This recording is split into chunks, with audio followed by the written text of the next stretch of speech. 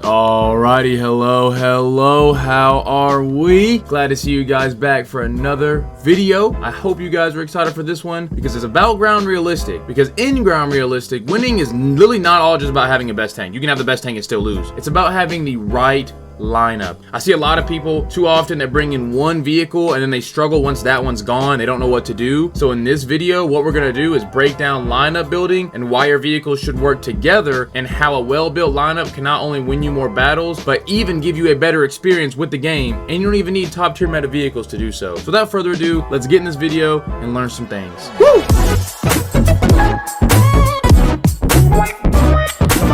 So first things first, a lineup is literally the group of vehicles that you bring into the battle. Whether that be a light vehicle, heavy vehicle, aircraft, backups, whatever it is, that's your lineup. It's pretty much the foundation of a house. In ground realistic, respawning is limited by your spawn points, which is why you need to make sure every vehicle you have matters and you can perform well with it. You need to make sure that you have first a main tank, second a support tank, third an anti-air, and fourth you need to have an optional aircraft. Now, not everyone likes to have them, but I think you still should have one in there, whether that be for cast or anti-cast. You need to have one. First things first, do not make a lineup unless you have an SPAA that you can use in that lineup. You have to have an anti-air for sure, because a good lineup with these basic things lets you respond to the battlefield no matter what the enemy is throwing your way, because the battle will change instantly. So instead of being locked into one playstyle, you can have something for everything. That way you can respond to whatever the enemy starts throwing your way. So most often I see that players fall into usually about 3 traps in their lineup creation process. Number one, they normally only bring one usable vehicle. By that I mean one vehicle that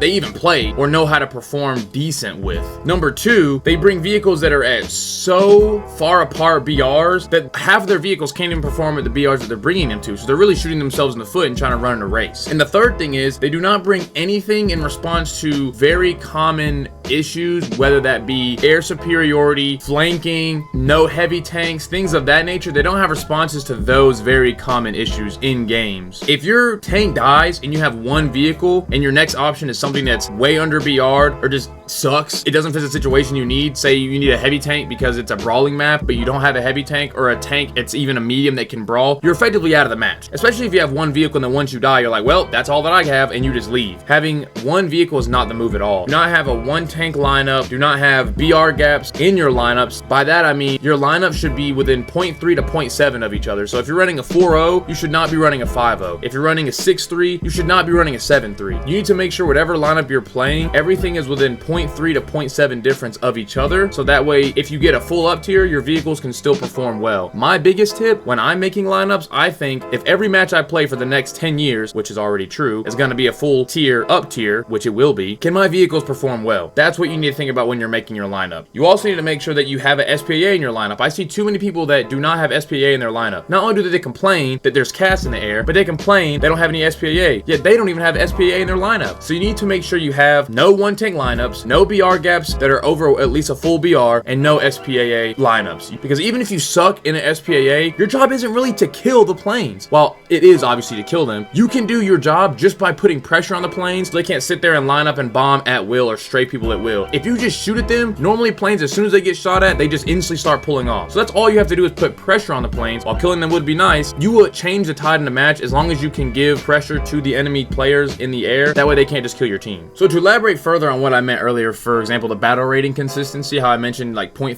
0.7 BRs what you need to have. Well, I do know that there are some lineups in nations where they just don't have an AA or they don't have a vehicle in a certain BR range, so that's obviously an exception. But you need to make sure that as these vehicles here on my screen are, they're all within relative range of each other, just like these lineups here. I have a little bit of everything that can respond to whatever the enemy throws our way.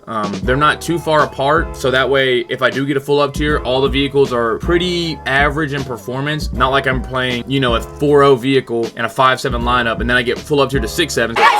So that 4-0 thing is already bad enough playing at 5-7, but at 6-7, yeah, just go ahead and throw that thing in the trash. Making sure that your vehicles are really close in BR ensures that no matter what, no matter if it's full up tier or full down tier, your vehicles can compete. And no matter if it's a full up tier or full down tier, your vehicles can compete and you will not have an issue with running into one vehicle is all you have and the rest of them are just trash. So the first thing I would suggest at least you look into for building a lineup is first you need to have a heavy tank or a medium tank, which we would call the anchor. Your main tank is pretty much the backbone of your lineup. It's what you'll spawn in first most of the time. It's reliable, it's flexible, and it's capable in multiple situations, whether that's brawling, holding down a point, flanking with your team so that way they can have some armor with them. It really can do just about anything. So you need to have one main tank that's really your bread and butter for sure, so that way you can build off of that tank. Now, the next thing that I would suggest you have is a light tank. That way your team has information and flexibility. Not only can you scout tanks and flank them, but you can really flank and just keep down a choke point. That way no one can get around and flank your team. Light tanks are not just weak or medium tanks. They're literally force multipliers. Scouting gives your team intelligence. It earns less spawn points for you if people kill the things you scout if you have the airstrike modification, and it helps you unlock things faster just because you don't have to be technically killing things to be earning things. While you don't get as much, you know, if you scout somebody and they die, you don't get as much as if you killed them yourself, but over time that will stack up and you'll win more games because your team should be playing as a team, and you'll help them literally win or turn the tide just by, as long as they act on your information, killing people that are scouted or killing out your callouts if they're flanking. Literally that can change the entire tide of the game. If one flanking person is not dealt with, I promise you, I've seen it happen, it literally can change the tide in the game. Now another thing that you can have in your lineup is a tank destroyer, which I think of as firepower specialists. They literally are point click adventures for the most part. Tank destroyers shine when they're used correctly. Usually you don't brawl with them. There are a few that you can brawl with. For example, the Ho reproduction. That's a freaking fantastic tank, and if you get that thing in full down tier, you already know what's going to happen.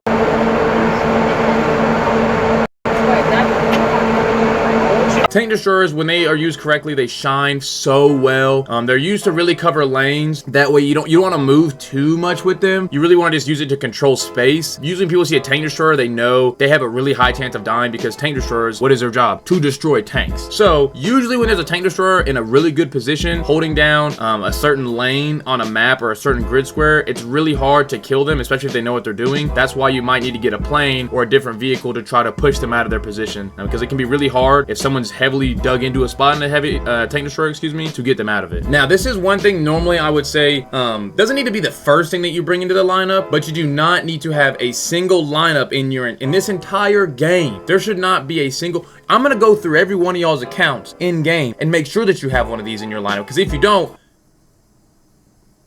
Gary, you need to have an SPAA in your lineup. That is the most underrated vehicle in the game. Vehicle type. I know at the higher BRs, well, Panda, people but played the good part, and then the Tungush in the initiator, and they did kill me, so it's not underrated. No, it is underrated because people don't use them. Obviously, there's vehicles like that, like the Gepard and stuff like that, where you can just drive around and shoot people. But using SPAA outside of the like cheeseball ones for actually their job shooting down planes, people don't do that as much. You'd be surprised how many people, even in top tier AAs, Frogger can literally testify to this. They will spawn in an AA and not know what they're doing, and we lose because they have top tier SPAAs, or even at like 6.0. And they don't know what they're doing. Having a SPAA in your lineup is not optional. It is literally essential.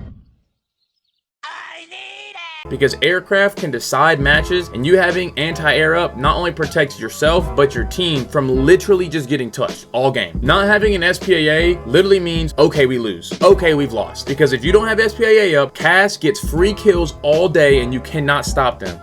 It ain't my fault he ran right in front of my truck.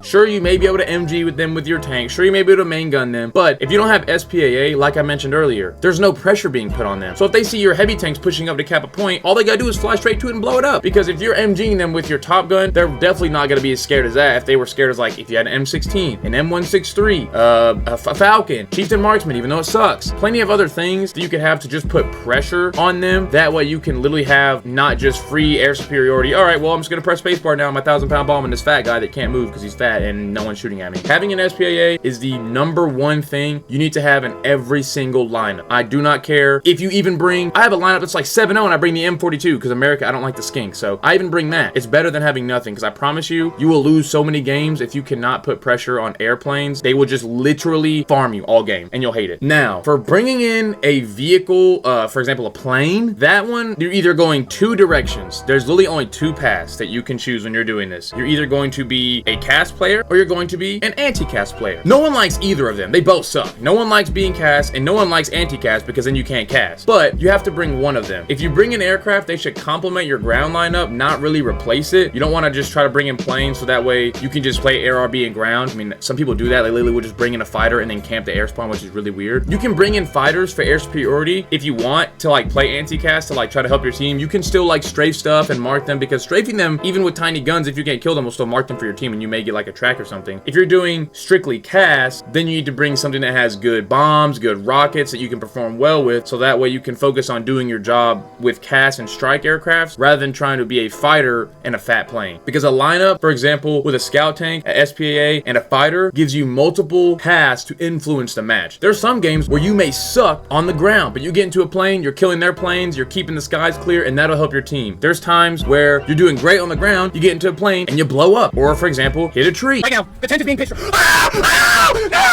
At the end of the day, you need to make sure you stick to one or the other. There are some multi-roles that you can do both. Usually picking one or the other is better for your team. I would suggest if you can, I know not everyone has all the slots for it, but bring in a fighter and a strike aircraft, because I have usually in all my lineups a fighter plane and a cast plane. So that way if they have a bunch of planes up, I can spawn my fighter, and if they don't have a bunch of planes up, I can spawn on my cast plane. That way we can deal with whatever they have the enemy team is putting in our direction, you know? Now, the way you can kind of gauge the real strength of your lineup is how adaptable is it? Do you have a lot of adaptability in the lineups that you build? Because think about it. If there's enemy air dominating, do you have an SPA that you can spawn in? If you get an urban map, are you able to bring in a brawler? If there's a long range map, can you spawn in a sniper? These things really gauge your lineup's adaptability and its strength. Because if you only have all brawlers, how good is it going to be on a long range map? If the enemy air is literally destroying your team and you don't have an SPA, what are you going to do? Things like that need to be considered when you're making these lineups, so that way you can think ahead of yourself. That way you're not going in game to game with only brawlers, only SPA, only snipers. You need to have one of everything as much as you can. That way no matter what map you get into, you can play and mesh like an amoeba. You can literally flow like water. That way you're not stuck into one lineup or one play style, because lineups are not about playing one vehicle well. They're about playing the match well. At the end of the day, it's really up to you what you want to do. I just want to break it down.